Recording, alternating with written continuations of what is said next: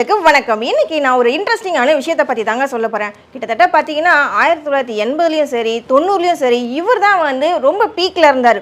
என்னதான் இதயம் படத்தோட முரளி சாராக இருக்கட்டும், கமல், ரஜினி எல்லாருமே இருந்தாலும், மோகன் ஒரு பக்கம் இருந்தாலும், ராமராஜன் சார் ஒரு பக்கம் இருந்தாலும், இவருக்குன்னு தனி ரசிகர் படையே இருந்துச்சு. அந்த அளவுக்கு ஒரு ட்ரெண்டிங்கே கிரியேட் பண்ணிட்டு இருந்தார். அது மட்டும் இல்லாமல் முக்கியமாக பார்த்தீங்கன்னா இவருக்கு பெண் ரசிகர் தான் ரொம்ப அதிகமாக இருந்தார். இவர் ஒரு கனவு கண்ணனாவே எல்லா பெண்களுக்குமே இருந்தார். இவரை பார்த்தாலே இவருடைய ட்ரெஸ்ஸிங் சென்ஸாக இருக்கட்டும், நடையாக இருக்கட்டும், உடையாக இருக்கட்டும், இவருக்குன்னு ஒரு தனி ஸ்டைலில் கிரியேட் பண்ணிட்டு இருந்தார். ரஜினி சாருக்குன்னு ஒரு தனி ஸ்டைல் இருக்குது. அது இன்றைக்கி வரைக்கும் எல்லாருமே ஃபாலோ பண்ணிட்டாங்க. ஆனால் இவர் நடக்கிற ஸ்டைலு, பார்க்குற பார்வை, அந்த கையை அப்படி சுண்டி இழுக்கிறது, எப்பா சொல்லிக்கிட்டே போகலாம். அந்த அளவுக்கு ரொம்ப ஃபேமஸாக பெண்களுக்கு தான் முக்கியமாக நிறைய ரசிகர்கள் இருந்தாங்க. நான் இந்நேரம் கெஸ் பண்ணியிருப்பீங்கன்னு நினைக்கிறேன் நான் யாரை பற்றி சொல்கிறேன்னு. நம்ம நவரச நாயகன் கார்த்திக் சாரை பற்றி தாங்க பேசிகிட்டு இருக்கேன். அவர் ஸ்டார்டிங்கில் நடித்த அலைகள் ஓய்வதில்லை, பொன்னுமணி, அக்னி நட்சத்திரம், மௌன ராகம், கோபுர வாசலிலே, வருஷம் 16, உள்ளத்தை அள்ளிதா, பிஸ்தா, இப்படி லைனாக சொல்லிக்கிட்டே போகலாம். அவர் நடித்த படங்கள் எல்லாம் பார்த்திங்கன்னா அவ்வளோ எனர்ஜெட்டிக்காக இருக்கும். நம்ம ஏதாவது ஒரு டவுன் ஆகிட்டு அந்த மூவியை போய் பார்க்க போகணும்னு வச்சுக்கோங்களேன், அவரோட ஆக்டிங் பார்க்கும்போதே எமோஷனல் சீனாக இருக்கட்டும், லவ் சீனாக இருக்கட்டும், காமெடியாக இருக்கட்டும், பெண்ணுங்களை இப்போது மாமா பசங்க அத்தை பொண்ணுங்களை டீஸ் பண்ணுவாங்க இல்லையா, அந்த மாதிரி கேரக்டர்லாம் அவ்வளோ அழகாக பண்ணுவார் நம்ம நவரச நாயகன் கார்த்திக் சாரை பற்றி தாங்க சொல்கிறேன். இதில் பர்டிகுலராக ஒரு விஷயத்த மட்டும் சொல்லணும். மௌனராகம் படத்தில் 2 ஹீரோ இருப்பாங்க. ஒரு பக்கம் மைக் மோகன் இருப்பார், இன்னொரு பக்கம் கார்த்திக் சார் இருப்பார்.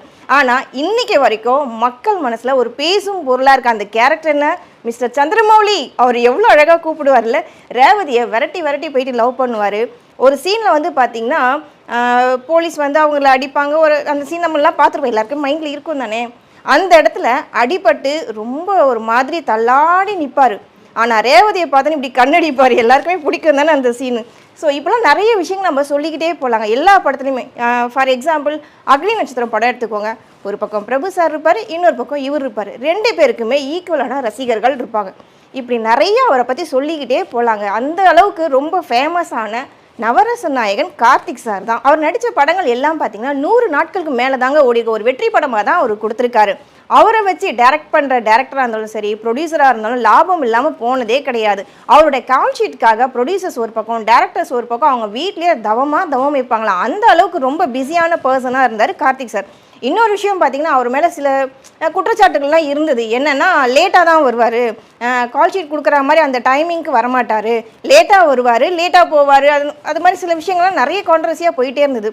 ஆனாலும் மனுஷன் லேட்டாக வந்தாலும் ஒரே டேக்கில் அவங்க சொல்கிற சீனை அவ்வளோ அழகாக நடித்து கொடுத்துட்டு போவாராம். இப்படி எல்லாம் பாசிட்டிவாக அப்போ பேசிகிட்டு இருந்தாங்க. நான் எப்போ சொல்லணும்னா 26 வருஷத்துக்கு முன்னாடி நடந்த விஷயங்களை மட்டும்தான் இப்போ நான் பேசிகிட்டு இருக்கேன். ஆனால் இப்போ பார்த்தீங்கன்னா லேட்டஸ்ட்டாக ஒரு ப்ரொடியூசர் 2 பேர் நான் சொல்ல வரேன். ப்ரொடியூசர்ஸ் அவரை பற்றி பல குற்றச்சாட்டுகள் வைக்கிறாங்க. என்னென்னா பணம் வாங்கிடுவார், அட்வான்ஸ் வாங்கிடுவார், ஆனால் திருப்பி கேட்டாக்கா தரமாட்டார், டேட் கொடுப்பாரு, அந்த டேட்டுக்கு ஏற்ற மாதிரி நடிக்க மாட்டார். இந்த மாதிரி ஏகப்பட்ட குற்றச்சாட்டுகள் அவரை பற்றி சொல்லிக்கிட்டே இருக்காங்க.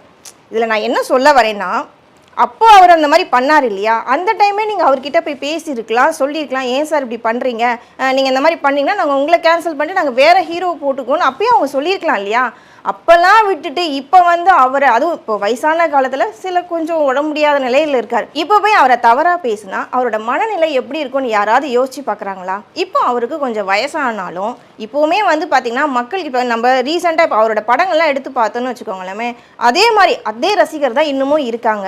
ஆனால் அப்படிப்பட்ட மனுஷன் அன்னைக்கு தப்பு பண்ணாருன்னு சொல்லிட்டு ப்ரொடியூசரும் சரி, டேரக்டரும் சரி கம்ப்ளைண்ட் பண்ணிட்டு இருக்காங்க. இதை அப்போவே பேசி அப்போவே தீர்த்துருக்கலாம் இந்த விஷயத்த. இப்போ போய் எடுத்து பேசி என்ன யூஸ் இருக்குது? இப்போ அவர் யோசிப்பார் இல்லையா, நம்மளை பற்றி இப்படி பின்னாடி பேசுகிறாங்களே, அன்றைக்கி நம்மளை பற்றி எதுவுமே சொல்லலை, ஆனால் இன்றைக்கி நம்மளை பற்றி இந்த மாதிரி பேசுவாங்கன்னு சொல்லிட்டு நிச்சயமாக கார்த்திக் சார் வருத்தப்படுவார். இன்னொன்று, யாராக இருந்தாலும் சரி, இவருன்னு இல்லை, யாராக இருந்தாலும் அப்பப்போ பேசி தீர்த்துக்கிட்டோன்னு வச்சுக்கோங்களேன், இந்த பிரச்சனை அதோட முடிஞ்சிடும். அதை மனசுக்குள்ளேயே வச்சுக்கிட்டு பல வருஷங்களுக்கு அப்புறம் பேசுகிறதுனால என்ன யூஸ் இருக்குது? தேவையில்லாத மன கஷ்டம் தானே வரும். இப்போ அதே மாதிரி தான் கார்த்திக் சாருக்கும் வந்திருக்கு.